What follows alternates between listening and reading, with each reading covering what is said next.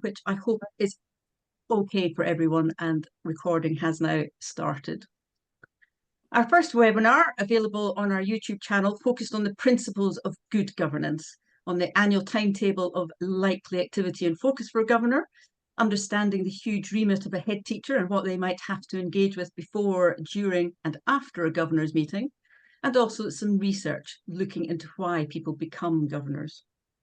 We hope that this series of webinars will be a useful resource, not only for those on the webinar, such as yourselves this evening, but for many more who are and can pick it up from our YouTube channel, and perhaps help bring to life what governance really means when it's discussed in the Department for Education Governance Guide, which itself, of course, was recently updated in March for both the Maintained Schools Governance Guide and the Academy Trust Governance Guide.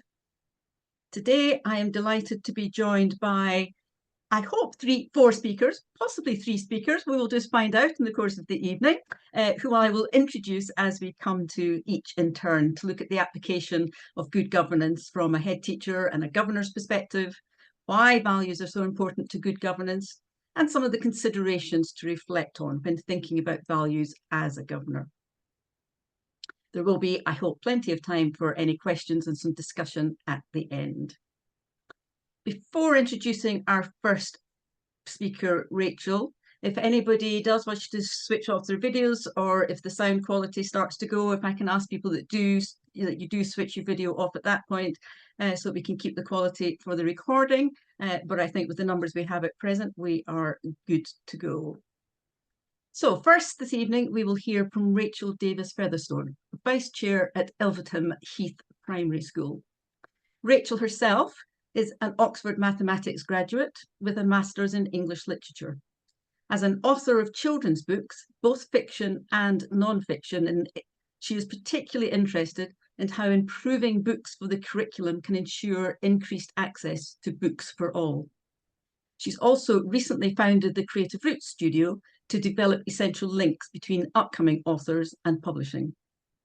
As Vice Chair of Ilfracombe Heath Primary School, she was delighted when the school was inspected by Ofsted last year and retained its outstanding status. 13 years since its last inspection, and it retained the outstanding that it received from 13 years ago. The quality of education and leadership were among the areas that received praise. Rachel, over to you to hear from the governor's perspective. And I'm just going to share my screen at this point. So we have your slides. Rachel, over to you. Thank you. Hi there, good evening everyone, and thank you for the lovely introduction, Sheila. So we can go straight on to the next one because you've done such a lovely intro of me. When I was asked the question of what is good governance in practice, I feel like that I know you've had the first webinar, but just having that crystal clear, what is governance? I think we all know that phrase, governance is strategic, not operational. And it wasn't until, probably because I am a mathematician, that I saw the Venn diagram that really came home to me. Because here it's really quite clear. We are the what, the governors are the what. And, you know, what needs to be done, the how it needs to be done, that is what the head teacher and the senior leadership team are in charge of figuring out. And putting that into practice, the doing, is them helping the staff to do it. So when you see it in this way, that phrase of nose in, fingers out really becomes quite clear. So I thought I would start there, and we can move on to the next slide, because before I jump into the practice, we need to understand the theory. And there are three key aspects of what is good governance. So the first thing we all have to do is ensuring the strategic direction of the school. So that's everything from the clarity of the school vision. They might have a mission statement, but also their values and their ethos, and thinking about, are they reflected in that vision and mission statement? And all together, you know, what is the strategic direction we need to move in? Where are we now? What do we need to do to get to where we want to be? And that leads us into the second key aspect of holding those leaders to account. So when we're talking about holding the head and the senior leadership to account, it's not just the education, the performance of the school and the pupils, but also the staff management, and thinking about, well, did you bring this strategic plan along? And are you doing what we're talking about in those strategic conversations? Are we seeing that how? Are we seeing it move into the staff of the doing? And finally, the third one very key for all governors is overseeing the financial performance of the school. So that is looking after that school budget, making sure the money is being well spent, and also the 3-year forecast, and thinking about, is this sustainable? It is a very tricky area when we don't know always where government funding is going to be in 3 years' time, but having that oversight and that strategic look at the finances is a really critical part of our role.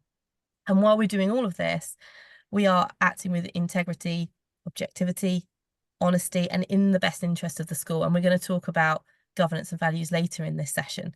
But I thought it was good to have that in there now. So I will dive straight into good governance in practice on this next slide. And it is a bit of a whirlwind, so there's lots of data. And I promise this is the last slide with maths. But you can't talk about good governance without a triangle. It is impossible, because triangulation is the absolute key to good governance, because the only way you're going to really, really know your school is if you're doing these 3 things. So we start with the internal data. We're normally given this internal data during board meetings. So that could be the head teacher's report. That's a great place to start, but there'll also be occasionally staff surveys. You should always be getting attendance data, behavioural data, safeguarding updates. All of that data gives us a sense of where is the school at right now? Is there anything? But until we have something to compare that data to, it's really hard to understand what we're looking at, which is why we have to have also the external data. So the second point of this triangle, how are our data points comparing to other local schools, nationally? How does our pupil body look compared to other schools? What is our level of SEND? What is our level of pupil premium? Where are our exam results? Why are there any outliers? Is there a reason for them? Because often it's digging into that data and understanding the why that really helps you to understand what is the makeup of your school and how your strategic plan is being implemented. And then there's obviously the Ofsted reports. What did your last Ofsted report say? What might Ofsted be asking when they come to visit next time? And then the third part of this triangle is probably the one where we're going to spend the most time in my part of this session, is the observations. Because you can have as much data as you like, and you can do as much maths on that data as you like, which I like to do. But actually, where we're seeing the good governance is in the observation. Okay, so we've got all this data, but when I go into the school, do I see it in practice? Is this reflective? If the head teacher's report says the school is amazing, all the kids are really happy, bullying's really low, when you go into the school, is that true? Is that what a pupil would say to you if you do some pupil conferencing? So looking at those observations in line with the internal data and comparing to the external data will give you this good overview of the school. So we're monitoring to see that evidence of, is the school's strategic plan in progress, and then evaluating and making those judgments to report back to the rest of the board from those observations. Are we on track? Are we improving? Is there anything we need to tweak mid-year to make our strategic plan work? So that's the big overview. On the next slide, we've got the 5 key areas that I'm going to talk about for the next sort of 10 minutes or so.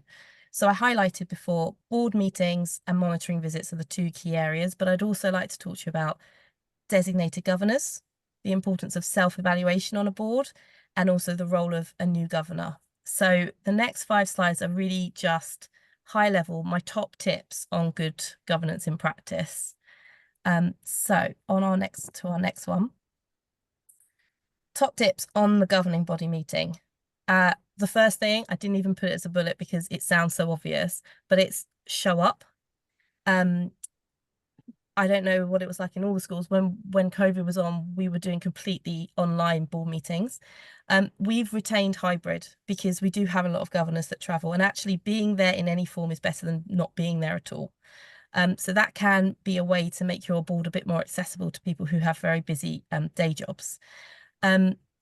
Ideally, circulate those papers a week in advance and have any questions for the senior leadership team 48 hours in advance to give them a good opportunity to respond before the meeting. And then any follow-up questions can obviously be taken in the meeting itself, but it just moves the conversation along even before you're stepping into the room, because I'm sure, as a lot of you will find, the agenda of a board meeting is so intense and so fast-paced. If you haven't come fully prepared and up to speed, you're not going to make the most effective use of those board meetings. So the second thing on there is just leave the egos at the door. It's being a governor is about being part of a team. You're working as a board of governors, and there isn't just literally no space for that kind of ego that we see. And hopefully your chair and your vice chair will be very good at timekeeping and can move anything along, but it's always conscious, being mindful of making sure all the governors' voices are being heard and all of the senior leadership team are being heard. A clerk is worth their weight in gold, and making sure you're all okay with how the minutes are recorded and what those papers look like is really important. Going back through those minutes to make sure you feel it is properly recorded. Ofsted can certainly ask to look at those minutes, and it's a place for you to actually put in writing, you know, all the impact you've had and what you've seen, and to praise the staff and the senior leadership for all the good work they're doing. So it's really important that you value those minutes and the role of the clerk in, you know, making this huge machine keep turning. At any governor meeting, you're going to get a lot of new action points. Delegating isn't about necessarily everyone being given the same amount of things to do. It's about thinking, well, you know, is there a governor on our board that works from home and can get in and do loads of monitoring visits? But then we've got another governor who travels around the world, but actually was great at looking at policies. The workload doesn't have to be balanced in terms of what's being done. It's about using the right skill sets, and we're going to come on to that a bit later. And the final point I wanted to say on this is just having, at the end of your agenda, what was our impact? If you can't tell me what the impact of the governor meeting was, it wasn't an effective meeting. Was it that you discussed the budget? Was it that you held the leaders to account? Was it that you reviewed something?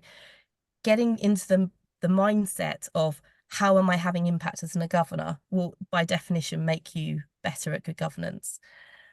So we can move on to the next point there, which is on monitoring visits. So has it updated for you? Yeah. So first and foremost, definitely I would say if you can assign a monitoring governor, it's great, because it's actually quite a lot if you're all logistically trying to do it just yourself. If we look at this post-it, we've got the intent, what was the purpose of the visit, the implementation of how you did it, and the third point again is that impact that I just spoke about, and I'd keep that in your mind. We've switched to a Google form for our monitoring visit write-ups, which I think has made us much more efficient as a board. We have on there, you know, what was the impact of your visit? If you can't, again, tell me what the impact of that visit was, why were you doing it? And we used to, as our school, assign governors to subjects, but now we assign 2 governors to each strategic priority on the strategic plan. And we go in and we do 3 visits a year, 1 each term, on that strategic priority to see the progress of it. We will see all the subjects within that, but it actually makes us much more effective and a better use of our time. We also make sure when we are going in to see the staff, we're using their time effectively because they have such high workloads. So for example, if we were implementing a new phonics scheme in Key Stage 1, and the head of phonics was giving a talk to the staff on how to do that, we would go and observe that rather than have a 1-hour meeting with her to tell us an update on phonics, because that is just going to reduce her workload and also give us the same level of observation. So I think with the time restraints of both governors and staff, it's really key to think, how can I make my monitoring visits as effective as possible? And the last top tip is to have a safeguarding question on every visit. Safeguarding visits shouldn't just be the safeguarding visit. Safeguarding is all year round. So having just one question that you ask a random member of staff, whether you're visiting that person or you even ask a pupil or a dinner helper, it's a good way to know, does everyone understand what's in that KICSI? So if we move on to the next slide, this is top tips for designated governors. So subcommittees are brilliant for managing workload. There's usually one for the finance, there'll be one for performance maybe, and there might be one for head teacher appraisals. Have your slides updated? Because I think my laptop's being a bit slow. Got some I nods. think it has, but maybe not. Am I on designated governors? My Yes, apologies. I can see There we it. go. I would also say it's worth allocating, obviously, a designated governor for safeguarding and SEND, but I'd also say wellbeing and inclusion, because they are key areas that we know are important, and I think are also important to Ofsted. Having designated governors does not take away your individual responsibilities as a governor. You all need to know these things. And I think actually upskilling yourself and training in an area where you are not the designated governor can really help you when you're in those board meetings and there's a discussion about something that isn't your area where you've observed lots of things. I'd encourage you to switch roles for the same reason every couple of years, because especially if you want to be a chair or a vice chair at some point, you need that good overview. And a note on Ofsted here, because there will be a smaller section of governors that will be interviewed by Ofsted when they come. They are going to talk about the entire governing board. They're going to talk about all their areas, whether they're the designated governor or not. So if you are expecting Ofsted, having meetings with those governors that you think would be good for that. In my experience, Ofsted inspectors are very lovely and very encouraging. It doesn't take away that it's a super intense period, and it can feel like a lot of pressure to know that you're going to go into a room and you might be asked something that impacts the school. So think about which governors would actually like that kind of responsibility when you're picking those governors. Okay, so I've got a couple of minutes. So we're just going to move on to the last two areas here. This slide has the least words and is probably the most important, in the sense that you can't hold leaders to account unless you hold yourself to account. So understanding what the board's weaknesses are, what are their strengths, is critical to you being able to do good governance in practice. And a board skills audit, there's sometimes you can get outside providers to do a kind of group board training session, which can be very useful for a skills audit like that. And also those self-evaluations can be really helpful. Your board might be very established or it might be very new. Recruitment can be really tricky. I think trying to get diversity on the board is really good, but it can be very challenging. And it's diversity in lived experience, but it's also diversity of skill set. And where there are gaps, figuring out how you can upskill and managing workloads to accommodate that if there are skills differences. So I'd encourage you to go back to your boards and think about, do we do enough in self-evaluation? If someone asked us, where are our weaknesses, would we be able to answer that question? Because it's just as important to know those weaknesses as to know what impact you're having. And the final slide here is on new governors. I'd highly recommend you have an induction pack. If your school doesn't have one, ask some other local schools. They'll probably have one that they could give you with. And to begin with, it is just immersing yourself in what is the school ethos, the mission statement, the strategic plan, because ultimately, until you've got the time under your belt with the observations and that triangle is complete, it is tricky. And to get you up to speed, a governor buddy is always helpful. So I think as we come on to the summary slide, that is my 15 minutes. And strategic, not operational, goes without saying, but I think the effective meetings and monitoring only happens when we've had that self-reflection. And to leave you on, be visible to your school and local community. We did a presentation on what is a governor to the full pupils, the 700 pupils. And it was amazing. After we'd done it, not only did they love it, loads of teachers came up to me and went, oh, I didn't know what a governor did. And actually, you'd be surprised that there isn't always that visibility that you need. And the more visibility you have, the better that governance is going to be. So hope that was a wrap, Sheila, and I can hopefully stick around later. That was me accidentally moving it. That was a perfect 15 minutes and such a good summary of everything. Thank you so much, Rachel, for that really excellent presentation. I'm just going to stop the share at this point. I absolutely loved your what, how, and do at the start. The what are the governors, the how are the senior management, and the do the teachers themselves. Absolutely excellent. Your use of the word integrity, mathematics, and your mathematical viewpoint on data, and ensuring that you really understand and look at that data, I thought was really great. Your top tips, holding yourself and board to account.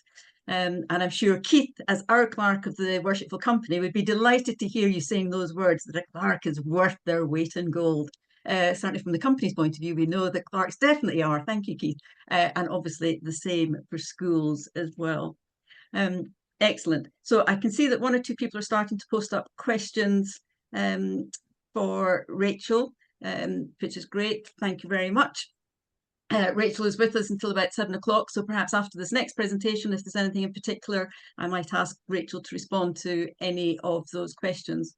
I think so. That was the perspective from governor's viewpoint. I think now with the slides on the screen, it looks as if we are going to a brief overview of values and the importance of values. And then we will move to the head teacher's viewpoint from Joe Doyle, and then finish up with Gabrielle on some of the perspectives of thinking about the importance of values as a governor. So David is a past master for the Worshipful Company of Charter Secretaries, and indeed handed over the baton of chair of the Education Committee to me last October, for which I do indeed feel very honoured. David himself has been steeped in higher education for many years, both in the UK and overseas, and is currently the Secretary General to the Magna Carta Observatory, a network of over 1,000 universities in 94 countries. Its original purpose, subsequently added to, as all things are, to guide universities in achieving good governance and self-understanding in the future. David has been leading research for the company being undertaken by Leeds Beckett University on the importance of values to good governance. David, over to you. And before I go over to David, indeed, welcome to all of you who have joined subsequently since the start of the evening. Thank you for joining us. Great to see you all. David, thank you. Thank you very much indeed, Sheila.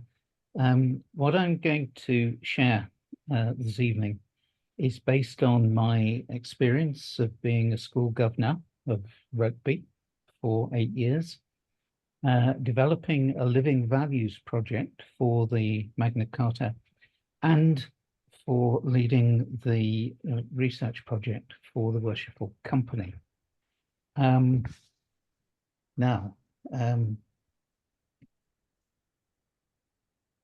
Advancing this, here we go, this should work. Right. I'm going to try to do 4 things. I'm going to try to share the importance of values and how we use them. I'm going to share some of the challenges that are facing governance, which will lead to why the Worshipful Company decided to embark on a research project. And I want to finish by making some suggestions as to how we, in a school governance setting, can use values to improve what we do. Now, values, of course, are not new to schools. Most schools have them and have them on their website. And just by way of an example, I have put the Rugby school values up here. Now, what impressed me about Rugby, and Joe can comment on this later on, is the way the values were used. Yes, they were there as a statement and they were on the walls and so on. But the punishment, the discipline, the rewards, sanctions and regulations were all based around the values of the school.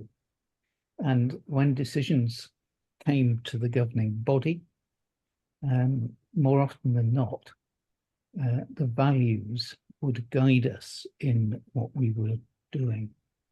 And that got used down into quite a great level of detail in the community committee, which I had the pleasure of chairing.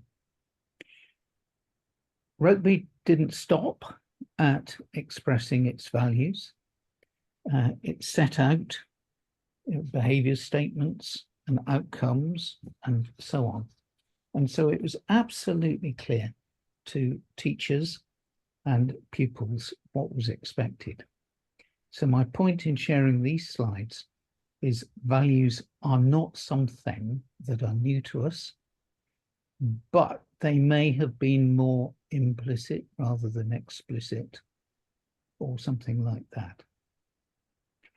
Now let's just for a minute look at governance and some of the challenges that we're facing. We're looking outwards at increasing environmental complexity. We're looking at events and situations which are changing much more rapidly. We're looking at more novel situations which we don't have the precedent to look back to decide how we deal with them. We're also operating in an age of social media where immediate responses are expected to situations which the media happens to pick up.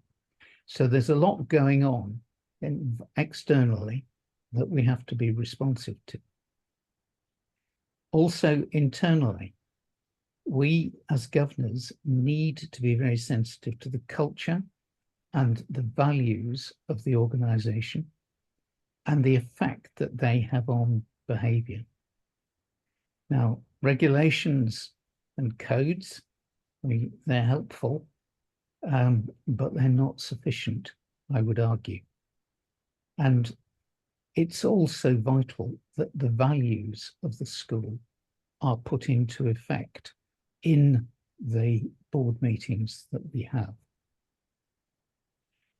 So we were wanting, as a livery company, to make a contribution to improving governance.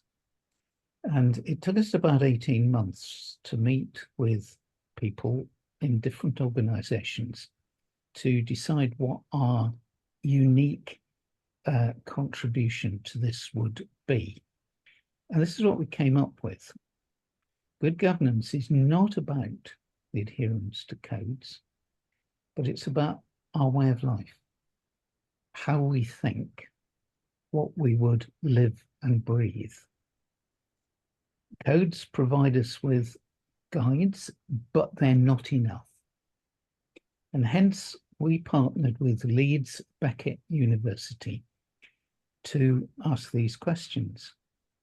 To what extent organisations, and that's not just schools, but that's commercial organisations, charities, and so on, are embracing this view of governance? How organisations in different sectors determine and review their stated values, and to try and understand how those values are embedded in the organisation, especially in a post-COVID world where more operations are happening in a virtual or a hybrid way. Now, we're about 10 months in to this research, so we've got some interim findings. It's a fairly classical bit of research in the sense that there was a literature review. We decided to use an action research methodology, which means that we could make it responsive to the findings. And it was a very simple evidence gathering model. Our researcher met with the company secretary or chief executive or equivalent, and would then meet with 3 or 4 other people in the organization to establish what the CEO or company secretary said that the values were, and then tested down the line to the extent, to find out the extent to which these values were understood and were put into practice.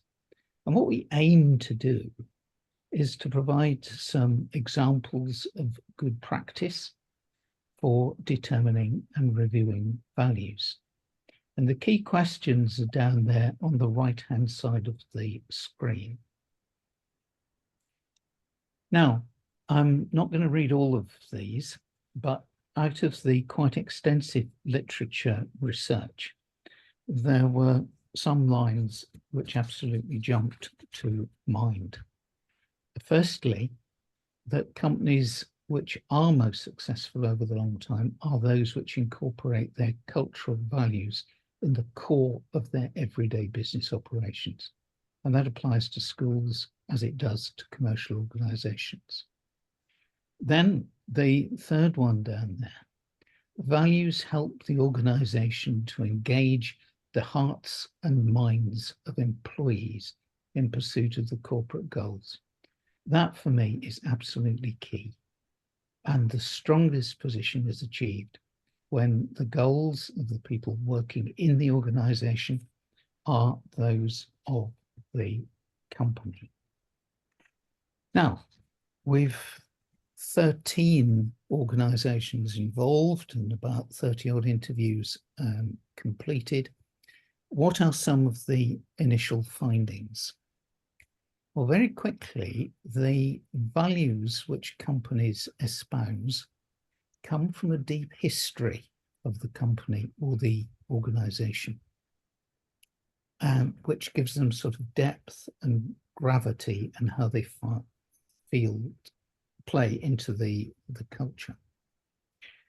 The different organizations, as you might expect, have very different values, and they're expressed in very different ways. Sometimes they're expressed as values, otherwise they come through as codes of conduct and so on. And for some of them, the values are explicit. They're on the back of staff ID badges, and very, very visible and present.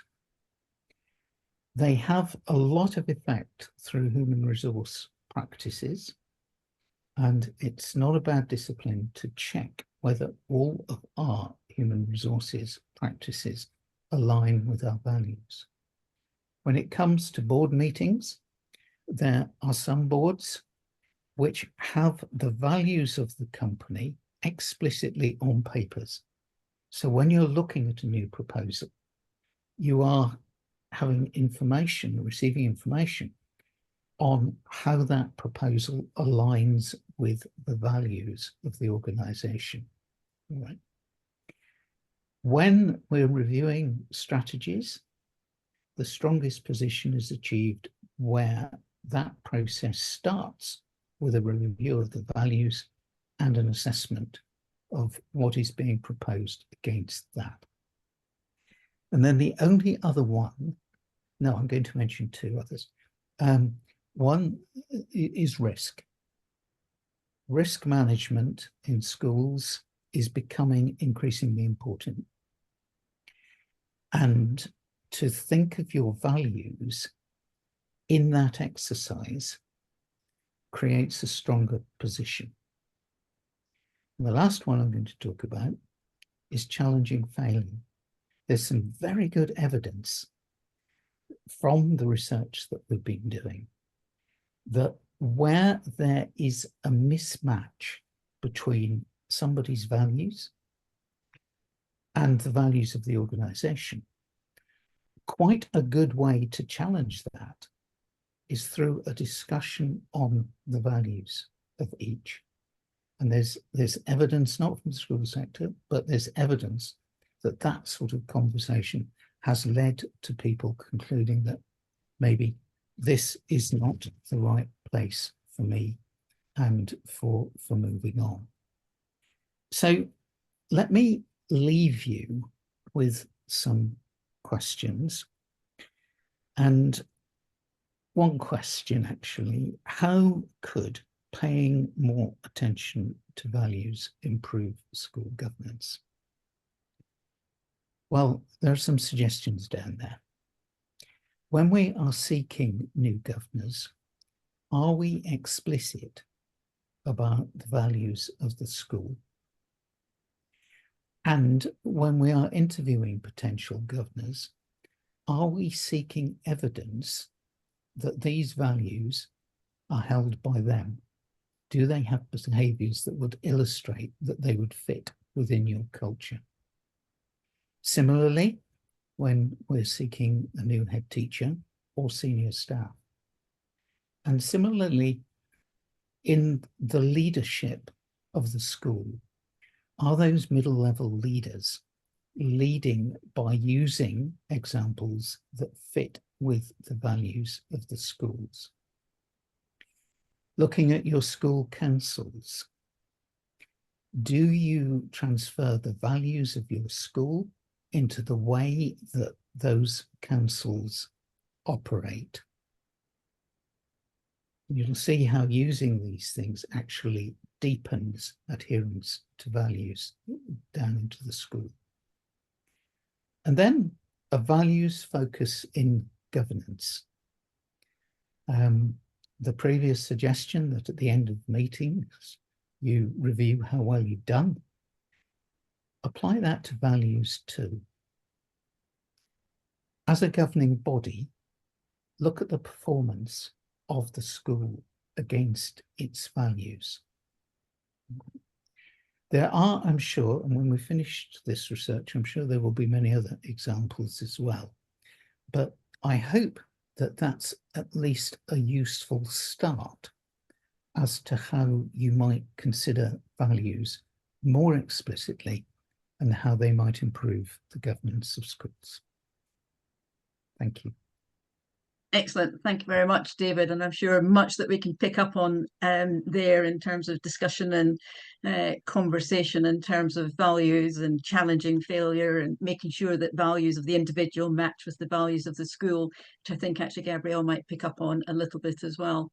Now, just before I introduce Jo and we move on, perhaps, Rachel, I can see there's just a couple of comments there in terms of actually how you talked about governors to students, and also just picking up on what David said there about impact at the end of every governors meeting. I don't know if there's anything you'd like to say to respond to those before I introduce Jo and we hear from the head teacher's perspective, now that we've heard from Rachel on the governor's perspective and David on values. Rachel. Yeah, sure. So one of the questions in the chat from Arabella was how we talk to the students about governors, and Ellesmere Primary School is a character-led school, so we teach through values, and we have 5 key values that they use all the time, but each week we teach them about a different value in assemblies. So in the week when the value was service, the governors led that assembly and we gave them a presentation about what our service is as governors. So we went into that by saying to them, you know, what do you think governors do? And waited for them to say, well, you boss the head teacher around and, you know, you rule the school, and then say, actually, no, that's not quite what we do. What we do is how we're helping the head teacher. And we talked about what our role is in terms of the value of service, because I think actually talking to children in terms of values is a really great way to help them connect. And we left that presentation with them going, you know, what's your way of having service as a value for your school community? How do you give back? You know, we don't have a school council, we have young governors. So we ask them, you know, have you been a young governor? How could you support the young governors if you're not a young governor? So we like to really get them involved in the process, but also going back to what David said, it's all about coming back to what are your school values and how are you not just thinking about them as governors, but also seeing that reflected in your pupils. Excellent. Thank you so much for that, Rachel. And actually, I think that probably feeds in very nicely then to hearing from Jo. Delighted to have you with us this evening, Jo. Thank you so much for joining us. Jo is head teacher at Rogeby School, which we've heard a little bit there already in David's slide in terms of the 5 ethos values of the school: respect, success, passion for learning, personal challenge, and harmony. And Rogeby is one of the 6 schools that make up Newham Community Learning and one of 2 secondary schools for boys in the borough. And the school's aim, as I think we saw in David's slides, to get the best out of every student. For the past 5 years, students' progress in English and maths, you'll be delighted to hear, Rachel, with your mathematical background yourself, at GCSE have been above the national average for boys. Working in partnership with all stakeholders has been crucial to that success. Jo, we very much look forward now to hearing from you and the head teacher's perspective. Thank you so much. Thank you very much, and apologies that I joined late. But maybe that's the first challenge that we're facing, I think, post-COVID as school staff and governors, is to actually manage the online world of Zoom and Google Meet and all of the other interesting ways of communicating. So I normally use Google Meet, so just bear with me while I share my presentation so that I can talk you through my next few steps. So whilst I'm finding this, I've been head teacher now this is my 2nd year, and one of my key aims at the moment is to try and make sure that the vision of the school, the vision of the community, and the vision of the governing body is something that's very well aligned. And what I'm trying to do is make sure that the governing body in particular hold us to account, make sure they get the most out of the staff and students and have opportunities to be in the school. So it's not just a Google Meet or a termly meeting, but just the opportunity to actually come in, meet the boys, be involved in the life of the school. So carry out interviews, have workshops with the students, explain what their roles are, and what they do as governors, and what led them to become governors. Absolutely. So we start with our school vision, and David's touched on this a little bit. Our vision is about our students being at the heart of our community and being equipped to take the next step in life and into further education and into the world of work. Now, Rokeby, if you don't know kind of our background, we're a school in East London. We're a boys' school. About 80% of our students are EAL students. We are in the top percentile for every deprivation characteristic in terms of students' experience or life experience. We have high mobility, so students are often brought into Newham, housed and then rehoused quite quickly. So sometimes we have students come in and then they disappear quite quickly. Sometimes we have students who come in and school is just one part of their life, and we get heavily involved in the other aspects of their life. So helping them with housing, with food, with resources, with any kind of supports that will help them to experience a better time whilst they're at Rokeby.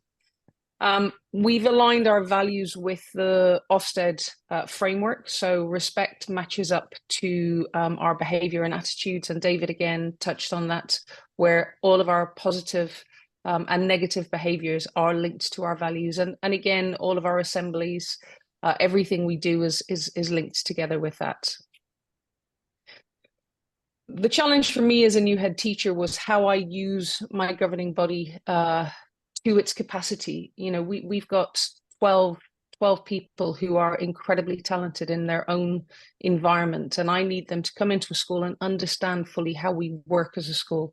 And sometimes that's quite tricky. And I want to make sure that when Ofsted come in, or when their governors are looking at our accounts, when they're holding us accountable for things, or when they're looking at our compliance, when they're looking at our equality measures, our policies, they're looking at our strategic leadership, and they're looking at our safeguarding, that they are able to ask us those difficult questions. And a big focus for our secondary was that kind of Ofsted readiness, because we are at that point where we are due and have been due an Ofsted visit for a little while. So everybody's kind of walking on eggshells waiting for that call. So we start with our self-evaluation form. I need governors to understand where we're at, and I need them to understand what's happening next in terms of what our strengths are, what our areas for development are, and how we're going to go about improving the experience that students have at Rokeby School. In order for Ofsted to be clear about the role that the governors are playing, they need to fully understand that governors are really involved in the life of the school. So again, I go back to, they're not just, our governors, I really hope, are not just people who come along to meetings, but they're people who come in and visit. They have lunch with the boys, they come along to performances, they talk to our school council, they challenge our school council. They provide opportunities for our students to visit them at work so that they can see what it's like in their world. But I guess, going back to governors understanding our role and what we talk about in meetings, I need governors to understand the language that we use at school. So attainment and progress and what that looks like. And when we're looking at where we factor in order of schools in the local authority, or in London as a bigger picture, exactly what that experience is like and how we quantify it. So we are compared as a boys' school to boys and girls combined schools. And Rokeby as a boys' school has achieved, incredible success over the last probably 10 years. And in the last 3 years, our progress score has been a positive score, so positive 0.3 last year, positive 0.37 the year before. But our maths results are amazing, so they're positive 0.8, which basically means that our students achieve about 4/5 of a grade higher on average than students nationally, which is something we really celebrate and we're really proud of. But we sit in meetings with governors and we talk about what that looks like in a classroom. And so we invite our governors to come into our classrooms and see what that level of challenge is like for our boys. But we need our governors, again, to understand that, we have higher achieving subjects and we have subjects that aren't achieving as highly. We have groups of boys who aren't achieving as highly. So at the moment, our previous Ofsted report states that our 2 areas for improvement are that pupil premium students and higher prior attainers need to do better. And so the big focus of our vision for the last few years has been that. So in order to ensure that governors feel like they have that information at their fingertips, we developed a governor's handbook, and I have got a link to that in the presentation, and I will send these to you so that you can see them. But in the governor's handbook, we've got everything that we need governors to be aware of, so that when they're coming in to visit the school, or when they're thinking about the school and thinking about, I've got a meeting and I need to just recap on the vision or the priorities or the areas for development, or who's who, because very often the governors will meet me and maybe the deputies or invited members of school, but I want them to know the whole school population. So in the handbook, we've got our recommendations, we've got our school context, which gives you a very clear picture of what Rokeby looks like. And then we've got, the plan for governance within a trust. So each of the 6 schools have a governing body, and above that, there's an executive group, which is the head teachers of all the schools, and then there's the trustees. So I need my governors to fully understand how their role in the school governance fits into the role of trustees. It's got a link in the handbook to the Ofsted handbook, which are, the questions that Ofsted will ask our governors when they come in, and we'll expect the governors to know. And a really key factor for that at the moment is safeguarding. And at the end of every meeting, we have a Q&A session now where governors get to ask questions about any topic, but we'll normally pick a topic, a meeting in advance, so that we can go through just safeguarding or teaching and learning or curriculum choices, so that if governors want to know why the curriculum is sequenced the way it is, they can look at it in that terms, and that normally then leads to a school visit or an opportunity to be involved in a deep dive or a subject review that's happening. And then I guess to wrap it up, what I really wanted to do for my governors was to make sure that when Ofsted did come in, it wasn't a really scary experience for the governing body. I didn't want them to walk away thinking, well, I don't want to let the school down, and I'm not sure I've said all the right things, and I'm not sure I understand the acronyms. So we made a list of all of the questions that we know that Ofsted will ask governors. And again, every meeting we take a couple of questions just randomly, and we'll go through them to make sure that governors feel relaxed in their answer to it. But also, if they're not sure of something, they can ask that in a safe environment, and also they get to practice and role play it out. So in one of the meetings at the end of last year, we had the chair of governors kind of role play the meeting that he would have with a lead inspector around the school, and putting forth all of the information about the school that he wanted to get in that short space of time.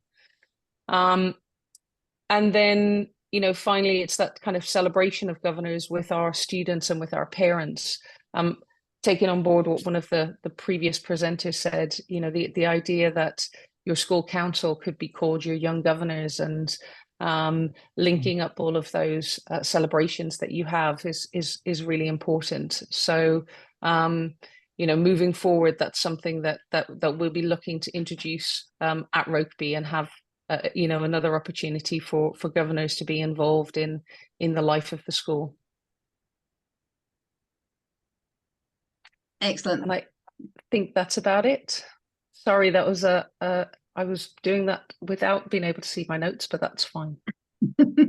Thank you so much, Jo. Well done beautifully without the notes. And again, just dovetails so well with the other speakers, and looking at self-evaluation at the start is really interesting. Governors understanding the language of the school and the challenges that the school has, what attainment means across different subject areas, that very detailed governor's handbook that you have. Quite a list of acronyms, I have to say. There are, but there's nothing worse than nothing worse than sitting in a meeting and not knowing what people are talking about, particularly teachers. And then that really, really helpful overview that you were giving there in terms of the preparation of governors for Ofsted inspections, just so important. So actually everybody gets the benefit of that, and it's not seen to be hopefully scary. And then that really important celebration for everybody. So thank you, Jo. I'm sure there will be questions for you, but just before we get to more questions or any discussion, I am now going to hand over to our final speaker for this evening, Gabrielle Hamer. Gabrielle is Senior Warden for the Worshipful Company of Charter Secretaries, and she will become Master in October. But in the context of this evening, we hear from Gabrielle as Governor of St Francis Xavier Catholic Sixth Form College. Oh, some noise somewhere. Yes, I think somebody came off mute then. Good evening, everybody, and thank you. Yes, Gabrielle. sorry. Thank you very much, Rachel, David, and Jo, for excellent presentations that have got me thinking, because I'm a relatively new governor at St Francis Xavier Catholic Sixth Form College. I have actually worked in the college previously, so I'm a co-opted governor. I can't be a foundation governor because of good governance. They don't allow foundation governors to have worked in the college for up to 5 years. So I've been co-opted because of my previous business skills and abilities as a company secretary, and I'm now chairing their audit committee and REMCOM.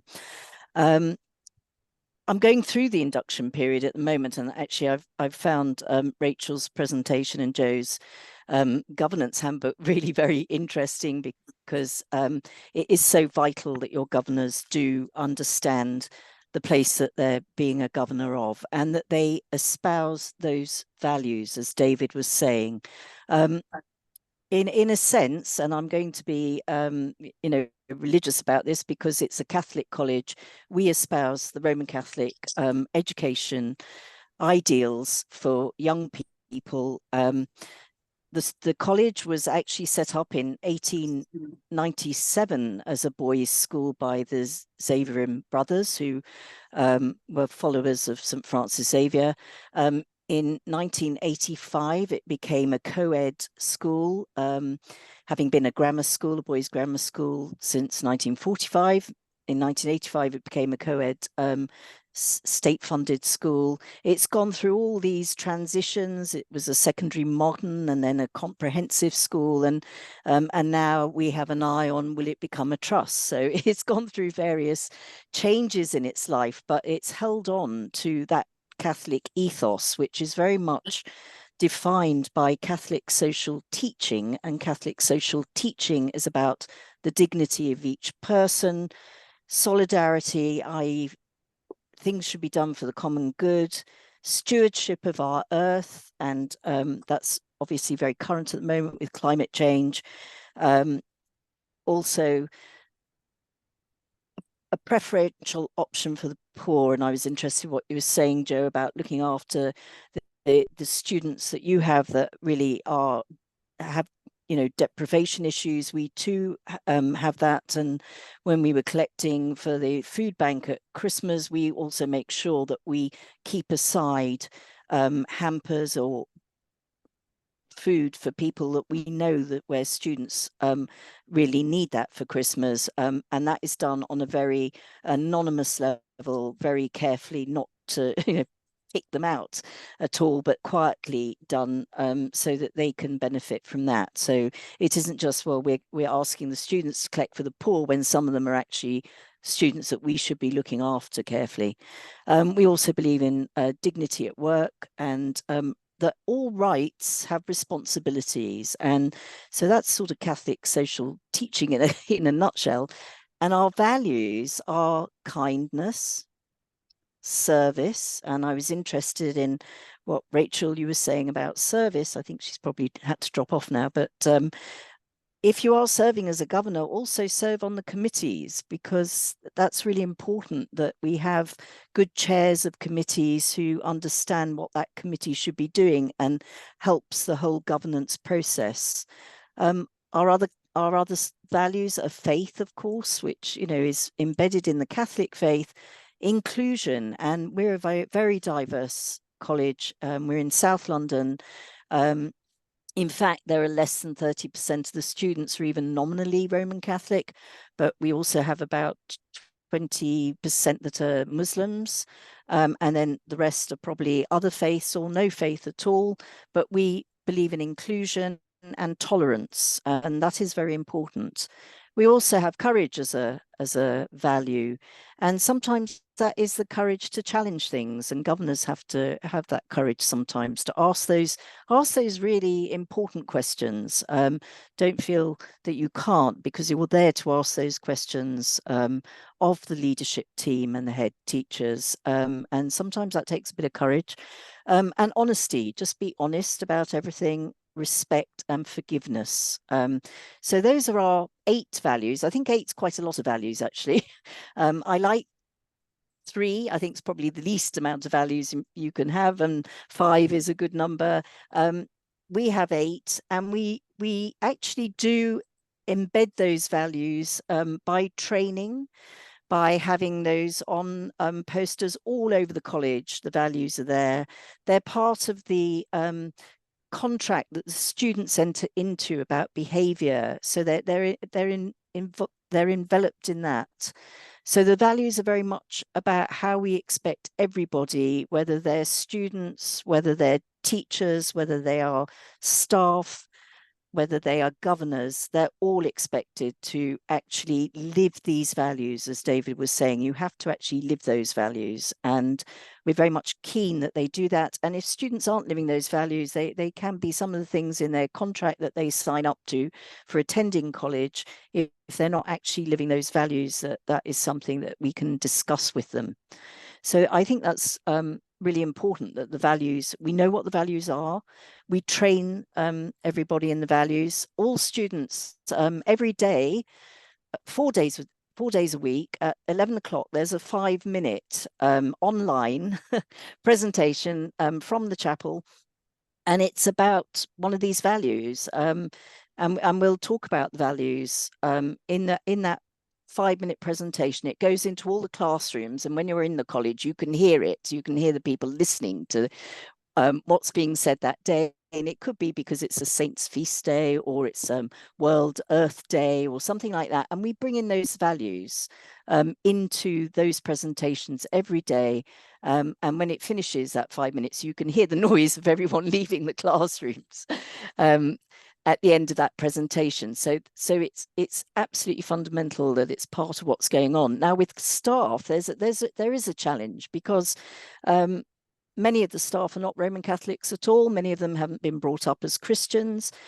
We had staff from all faiths and lots of staff with no faith, but we have an ethos day each year where the staff are we basically explain to them, these values in the context of the Catholic Christian faith and the ethos of the school. And so if you join the college as a member of staff, as a teacher, as a governor, or as a student, you are actually signing up to those values. And I think that's quite important. And it's not to say that, you know, other schools can do other things. I think you're probably all familiar with the case recently of the Michaela School in Wembley, where the High Court said, well, they must do what's best for their own students. And for their students,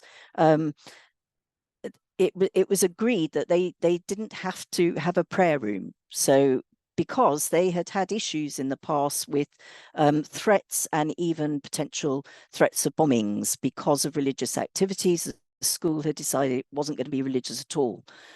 College I am a governor of is religious. It's embedded in the Catholic ethos. It's open to everybody of faith and non-faith, and it's all about tolerance. And that goes right through. And I'll just finish on, we also, every student, we're a sixth form college, but we have students from 16 up to the age of 20, because some of them do have special needs and educational healthcare plans with very complex special needs. And we have a whole area that deals with that very, very well. So some of the youngsters are vulnerable adults. They're actually into their early 20s. And it's important that we have a tolerance and an inclusivity with them as well. And I noticed when there were strikes going on and the college was actually closed because there were either train strikes or teachers strikes, and we said, okay, well, we're going to close the college. We actually didn't close it. There were people there particularly in the pastoral care team who were there, and a lot of the students where home isn't a very pleasant place to stay all day, it might be a room in a hostel, they came into college and we were there and we were giving them breakfast and chatting, and they didn't have to go to class, but they were actually in the college. So it becomes a safe place. And we were mentioning safeguarding earlier. College is very much a safe place. We also, just to finish, unbelievably, we have a nursery on the site as well. We run a nursery, and we have had young women who can continue with their sixth form A-levels or BTECs, which we also teach, whilst their babies are actually in the nursery, and members of staff whose children are in the nursery. So we have a nursery with about 15 little toddlers in it on site. So being a governor, you're not just governor of a sixth form college, you've actually got nursery to consider as well. So I'll finish there because I could go on forever, of course, but I won't. I just hope that's been helpful. Super, thank you very much, Gabrielle. Really interesting to hear something of the values there, but also just that reminder of the importance of everyone, be that students, staff, governors, understanding and knowing and living those values. We've now heard from our four speakers. That's just been great. Rachel, the governor's perspective, Joe, the head teacher's perspective, David in terms of values, and Gabrielle picking up again on the values there more broadly on a very specific instance within the sixth form college. There's now just a bit of time for some questions and discussion. If anybody would like to put their video on, you're more than welcome to at this point, so we can see a few people in the virtual room. We are recording this evening, so I quite understand that not everybody may wish to put their video back on, but if you would like to, you're very welcome to do so. Do please continue to post any questions on the comments box, or if you would like to ask a question directly of any of our speakers, or indeed to make any wider comments on tonight's discussion, then do please raise your hand. Now is the opportunity for any and all of you to come in at this point.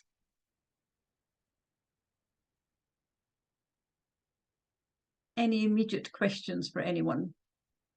Anything to pick up on?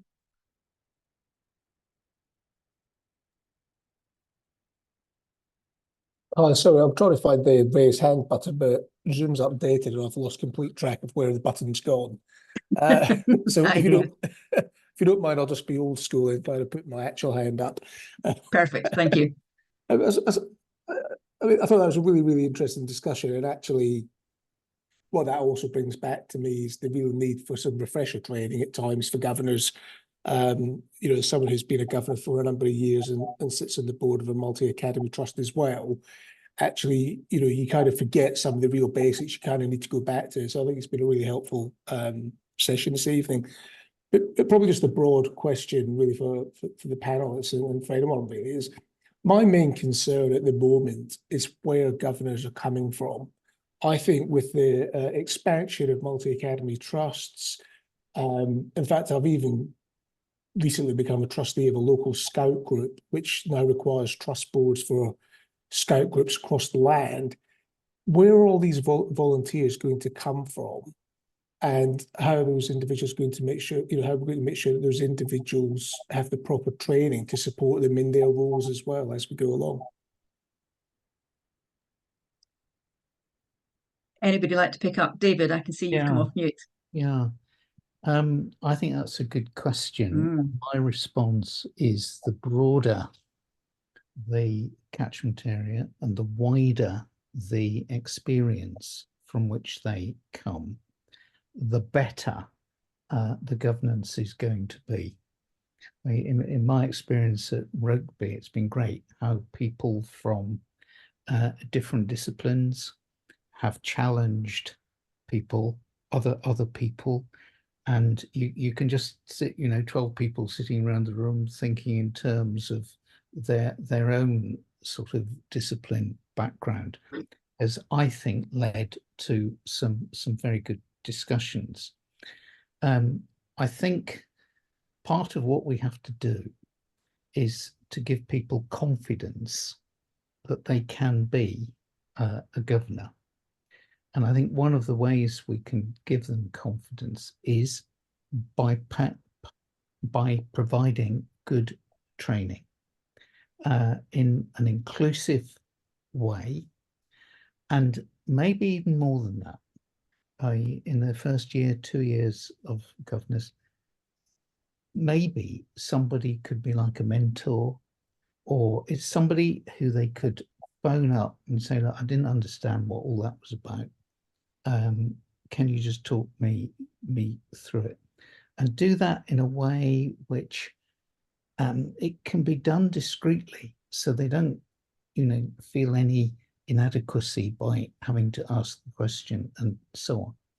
And I think when it comes to training, I think this company, working with the schools that it supports, I think has a role to play. This is the second in a series of 3 webinars. Some great points came out of the first one as well as this. And it shouldn't be too difficult to sort of put them together into a very accessible, informative and time-efficient way that would actually help people to become governors with confidence. Thank you, David. Jo. Yeah, thanks, David. I think that's a really valid point. I mean, we've got a number of new governors, as you know, and it's really important that they feel that they can ask those questions straight away. But I also feel there's a two-way channel there, because, having somebody from WICSA on our board is really, really important. Again, as a new head teacher, you don't get training on governance and how to manage the governing body and how to be part of that. And so being able to ask questions as a group and learn as a group is really, really important. So, when you do have, and I do love in-person meetings, because I think it allows you to have those conversations that you can't necessarily have on Zoom or Google Meet, and build those relationships and have those little snippets of time where you can ask those questions and just share experiences. And I think as a governing body grows, you have to allow all members to grow together. And so when you've got the attendance of everybody, that familiarity with everybody, but also that sharing of skill sets is vitally important. Thank you, Jo.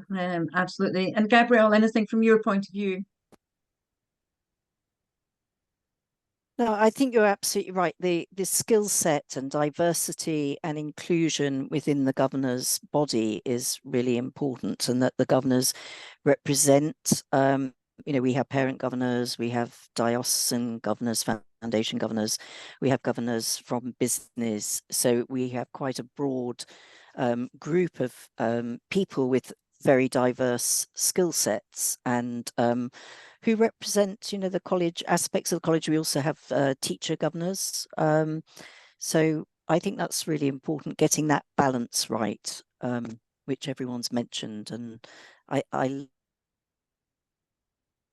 love the Governor's Handbook. I thought that's really good. Thank you. Any other questions, comments from anyone? Thoughts and reflections from the last hour? David again. So yeah, so just something that I was thinking about when we were talking about how meetings taking place, and I'll just be interested to see if anyone's got a useful solution here. What I found is that we have some meetings that we have moved to fully online. So I chair the finance committee, and that's now been agreed that we'll have all of those on Zoom or Teams or whatever format it is. But we will still look to have the local governing body and the main trust board meetings in person. The nut we've not been able to crack yet is the hybrid meeting where you've got some people attending online and some people in person. Yeah. I don't think we've cracked that, in the corporate world, despite the investment into the various technology platforms. But at the moment, I feel like the only solution we seem to be having is literally putting a laptop in the middle of the table, which is certainly not ideal. And I just wondered if there were any other ways in which people are seeing this work. That's a really good question, David, because I think it challenges everybody, doesn't it? That the virtual as we've got this evening works really well, the in-person works really well, but the hybrid, no matter how good the technology is, can still be a real challenge for it to be a really beneficial meeting for everyone. David. Yeah, I've experienced that too, along with the rest of us. The best solution that I think I have seen is one where whoever is chairing the meeting explicitly invites people online. The natural tendency is to take comments from the room first. I actually turned that on its head last week at a hybrid meeting and went to online people first. And that was quite successful in bringing them in and kind of saying to them that you're not second-class citizens in this particular forum. But I think it is down to the chair to do that and to make sure they are heard.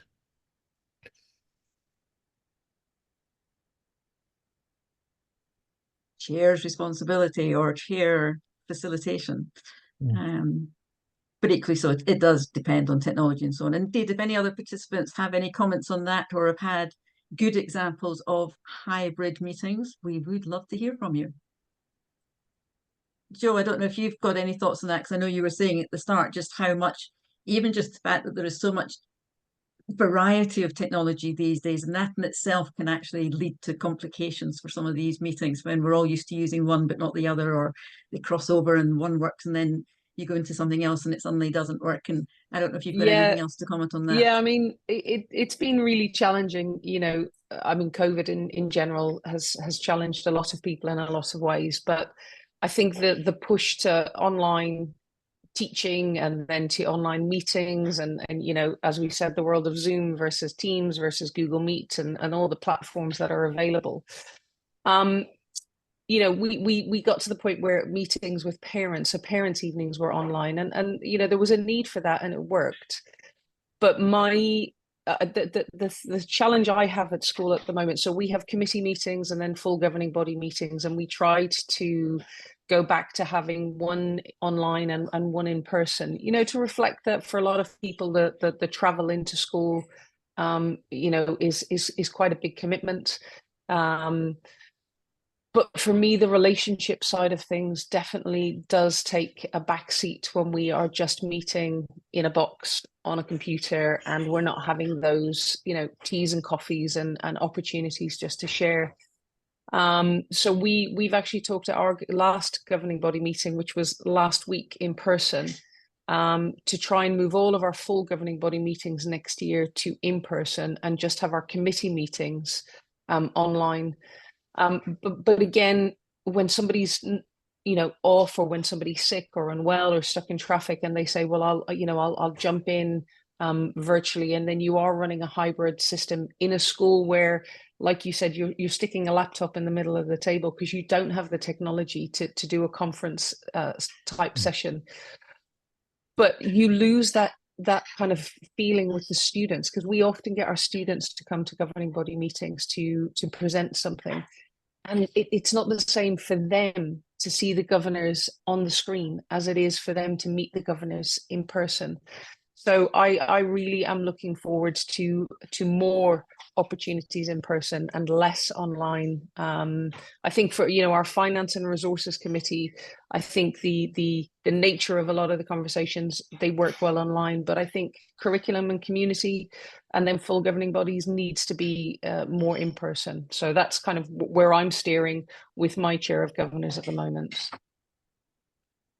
So the hybrid almost becoming the mix of meetings that you have, and which are in person and which are online, as well as some when it's required, or it enables people, because I think you were saying earlier, Joe, actually it's often, of course, much better to have the governor there if the only way they can attend is virtually than not to have them present on possibly a regular basis. But I think it's an ongoing issue, that, isn't it? It's one that we kind of all thought we'd smoothly work into how to work in a hybrid way with technology after that experience that we all had during 2021. And actually, I think it is almost proving more of a challenge now than it was then, to work out how to do that really well and efficiently and of benefit to everyone. And to get those side conversations, you say, Joe, which are often just so important to actually develop somebody's understanding, knowledge, and to get that sense of school and place. Thank you so much for that. Unless there's any other questions out there, or any other comments in particular that our panelists, David, Gabrielle, Joe, would like to finish on, I think I will just start to wrap up this evening. And just remind everybody that this has been recorded, so you will receive the link to it on our YouTube channel. That is then available for you to use yourself, and or indeed, as you're suggesting there, David, if it's of benefit, to use as a refresher course for other governors that you are working with. There will be a third webinar on the 10th of July. So the registration for that will open shortly. That one will be looking at the similarities and or differences between a multi-academy trust, a local authority governing body, and what can be learnt from non-executive directors in the corporate world. And then we hope that that series of 3 webinars that we've had would actually potentially be a very useful resource, we hope, for governors to have, either new governors or indeed governors looking for a refresher course to add to anything that they have in terms of the school governance book, and of course anything in terms of the governance handbook from Department for Education. If anybody's of particular interest to values, then actually we are running another webinar on the 4th of June. Registration has opened for that on our website, and that will be particularly looking at values and governance in a lot more detail, picking up on a lot of what David was saying there this evening, but picking up on it very specifically in more detail. So a couple of dates for the diary: 4th of June, specifically values, and we'll be opening registration very soon for the 10th of July. And do please use the resource more widely if it is helpful to you and to a wider governing community. Just leaves me then to say thank you so much, David, to Gabrielle, to Joe, and indeed to Rachel, who is also with us, for all your excellent inputs and presentations. I think that gave us a really, really good overview and a lot of different aspects this evening. Thank you, Keith, as always, as our clerk, for ensuring that everything ran smoothly this evening. And just wish you all a very good evening, and thank you again for joining us. Thank you all.